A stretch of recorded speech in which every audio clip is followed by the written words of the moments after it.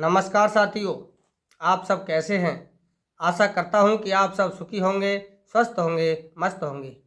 जैसा कि मित्रों आप वीडियो के टाइटल को देखकर समझ ही गए होंगे कि आज हम किस विषय पर बात करने जा रहे हैं। तो मित्रों आज हम मृत्यु से संबंधित इस वीडियो के माध्यम से आपको कुछ बातें बताने जा रहे हैं जिनमें अकाल मृत्यु कैसे, कब और किस प्रकार से होती है, क्या इससे बचा भी जा सकता है अथवा नहीं। मित्रों मृत्यु एक ऐसा सत्य वचन है जिसे कभी भी झूठा नहीं कहा जा सकता है, क्योंकि मनुष्य ने अनेकों असंभव कार्यों को संभव करके दिखाया है। आज के विज्ञान के युग में मनुष्य ने बहुत बड़े बड़े चमत्कार किए हैं, लेकिन इस मृत्यु के लिए जीतने का या मृत्यु समाप्त करने का कोई भी अभी उपाय नहीं हासिल हुआ है, क्योंकि मृत्यु एक शाश्वत सत्य है। जो जिसने भी जन्म लिया है उसकी मृत्यु निश्चित होगी। लेकिन अब बात यहाँ उस मृत्यु की नहीं, उस अकाल मृत्यु की आ रही है कि जब मृत्यु निश्चित समय पर तय है तब अकाल मृत्यु अर्थात मृत्यु के समय से पहले मृत्यु किस प्रकार से होती है, क्यों होती है और इससे बचने का क्या उपाय है। मित्रों वैसे तो यही कहा जाता है कि जिसकी जिस विधि से मृत्यु लिखी हुई है उसकी उसी तरीके से मृत्यु होगी, लेकिन शास्त्रों में अकाल मृत्यु का भी वर्णन है। इसलिए से हम इस शब्द के लिए भी झुठला नहीं सकते, इसलिए हम इस अकाल मृत्यु के शब्द को भी नहीं झुठला सकते हैं। तो आज अब हम इसी अकाल मृत्यु के बारे में यहाँ विस्तार से चर्चा करेंगे। तो मित्रों आप सभी से मेरा ये नम्र निवेदन है कि यदि आप इस चैनल पर नए हों तो चैनल को सब्सक्राइब जरूर कर लें, वीडियो अच्छा लगे तो लाइक और शेयर जरूर करें, ताकि इस ज्ञान से संबंधित चर्चा का लाभ दूसरे लोग भी उठा सकें। मित्रों अब बात जो है अकाल मृत्यु की करते हैं, लेकिन मित्रों आप वीडियो को पूरा अंत तक जरूर देखें, क्योंकि जब तक आप पूरा वीडियो नहीं देखोगे तब तक आपको ये रहस्य समझ में नहीं आएगा। कहावत भी है अधूरा ज्ञान करे परेशान। तो किसी भी बारे में अगर आपको जानकारी लेनी है तो पूरी जानकारी लें। यदि आपको इस बारे में रुचि ना हो, यदि आपको ये अच्छी बात ना लग रही हो, अच्छा ना लग रहा हो, तो वीडियो को ही ना देखें। यदि वीडियो जब देख रहे हो इस चीज़ को जिसमें आपको जानकारी ही लेनी है तो जानकारी पूरी लें, ताकि आपके समझ में आ सके और आप इसके बारे में अच्छा समझ सकें, ज्ञान प्राप्त कर सकें और लाभ उठा सकें। अब बात आती है मित्रों अकाल मृत्यु की।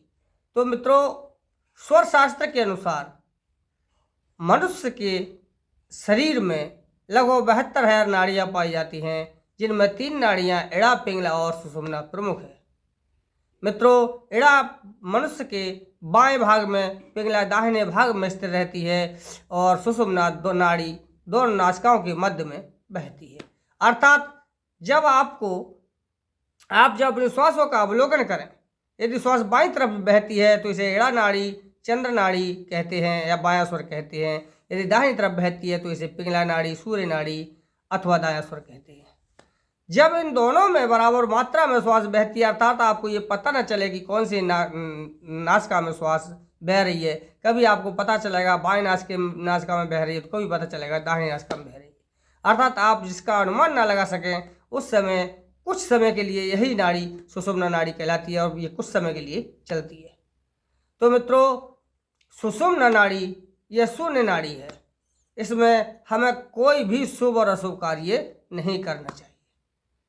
मित्रों सुषुम्ना नाड़ी में हमें सिर्फ और सिर्फ ईश्वर का भजन, ध्यान, पूजन, जप, तप, व्रत इत्यादि योगाभ्यास आदि कर्म करने चाहिए, क्योंकि सुषुम्ना स्वर में इन पूजा संबंधी, ईश्वरीय ध्यान संबंधी योगाभ्यास आदि कार्य करने से बहुत ही कोटि कोटि गुना फल प्राप्त होता है, लेकिन ये शुभ कार्यों के लिए वर्जित मानी गई है। इसमें शुभ कार्यों के करने से कभी भी लाभ प्राप्त नहीं होता है, सिर्फ हानि ही हानि प्राप्त होती है। तो मित्रों, ये अकाल मृत्यु की जन्मदाता भी सुषुम्ना नाड़ी ही है।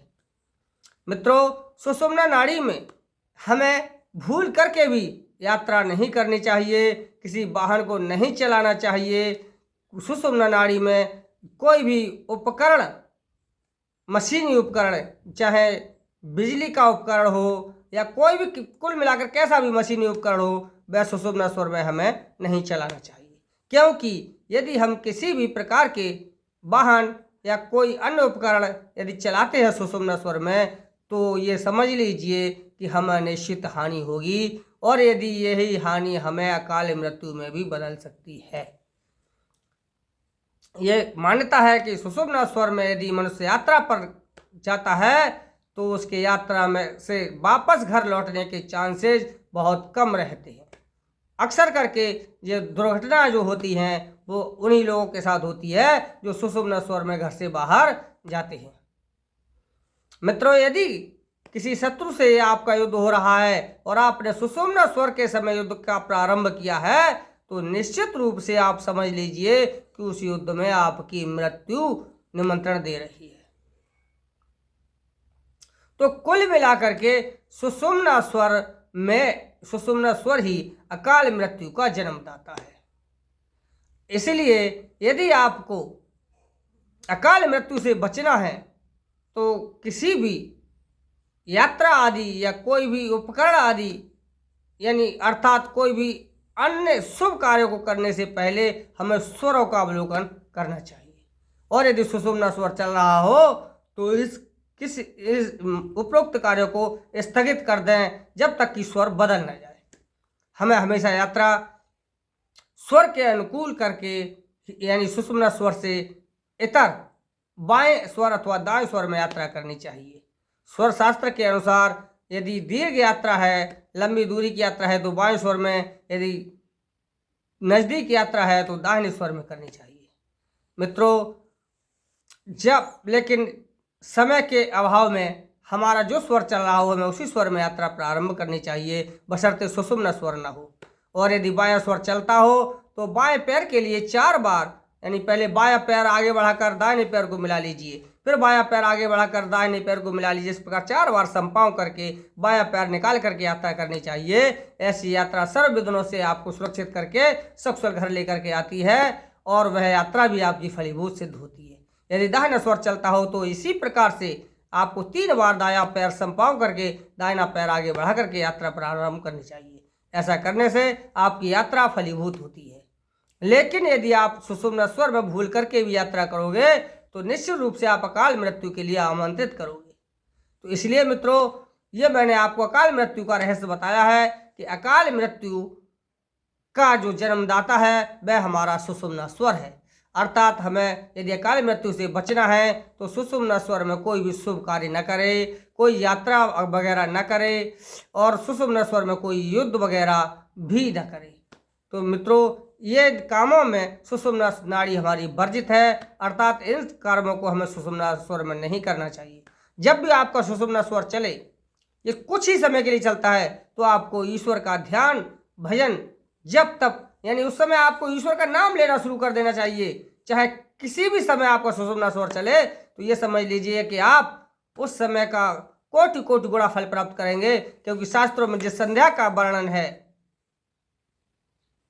स्वर शास्त्र में जिस संध्या का वर्णन है वो दिन और रात की संधि का वर्णन नहीं है। स्वर शास्त्रों के अनुसार 2 स्वरों के मिलने की संधि को संध्या कहते हैं। तो आप संध्या बंधन कर सकते हैं, लेकिन कोई भी शुभ काम सुषुम्ना स्वर में न करें। तो मित्रों, यही सुषुम्ना स्वर में किसी भी शुभ काम, यात्रा, युद्ध आदि का त्याग करना ही अकाल मृत्यु से बचने का उपाय है। तो कुल मिलाकर के मित्रों, यदि आप, ये सुषुम्ना स्वर है, यही अकाल मृत्यु का जन्मदाता है और इससे आप अपने अनुकूल लाभ प्राप्त कर सकते हैं। यदि आप इसके चलते पर शुभ कार्य या यात्रा वगैरह करेंगे तब आपको हानि प्राप्त होगी। मित्रों, आज के लिए बस इतना ही है। यदि आपको ये वीडियो अच्छा लगा हो तो आप वीडियो के लिए लाइक शेयर जरूर करें। यदि चैनल पर नए हो तो सब्सक्राइब जरूर कर लें। मिलते हैं अगले वीडियो में, तब तक के लिए नमस्कार साथी।